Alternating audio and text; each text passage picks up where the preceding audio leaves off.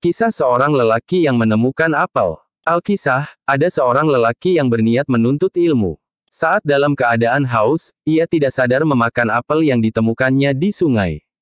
Dia merasa bersalah karena memakan apel milik orang lain tanpa meminta izin terlebih dahulu.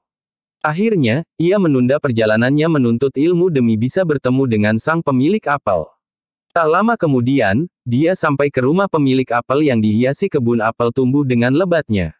"Assalamualaikum." "Waalaikumsalam WB," jawab lelaki tua dari dalam rumahnya. Setelah dipersilahkan masuk, sang lelaki langsung mengatakan maksud kedatangannya tanpa bertele-tele.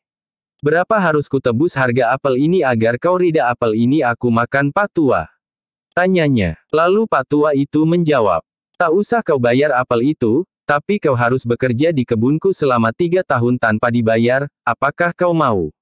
Lelaki tersebut tampak berpikir, namun pada akhirnya selama 3 tahun ia rela bekerja tanpa digaji.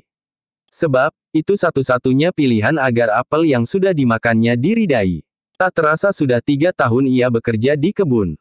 Di hari terakhir bekerja, ia hendak pamit kepada pemilik kebun. "Pak Tua, sekarang waktuku bekerja di tempatmu sudah berakhir, apakah sekarang kau ridha kalau apelmu sudah aku makan?"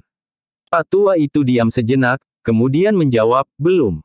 Lelaki itu terhenyak. "Kenapa Pak Tua, bukankah aku sudah bekerja selama 3 tahun di kebunmu?" "Iya, tapi aku tetap tidak ridha jika kau belum melakukan satu permintaanku lagi." "Apa itu Pak Tua?" "Kau harus menikahi putriku, apakah kau mau?" "Iya, aku mau," jawabnya. Bapak tua itu menambahkan lebih lanjut. "Tapi, putriku buta, tuli, bisu dan lumpuh, apakah kau mau?" Lelaki tersebut tampak berpikir, namun lagi-lagi dia kembali mengingat segigit apel yang telah dimakannya. Dia pun menyetujui untuk menikah dengan anak pemilik kebun apel demi mencari ridha atas apel yang telah dimakannya.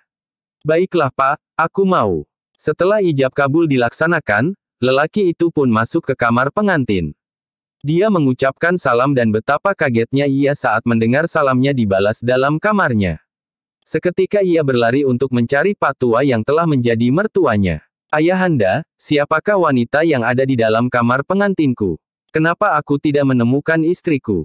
Pak Tua itu tersenyum dan menjawab, "Masuklah nak, itu kamarmu dan yang di dalam sana adalah istrimu." Tentu hal tersebut membuatnya bingung. "Tapi ayahanda, bukankah istriku buta, tuli tapi kenapa dia bisa mendengar salamku?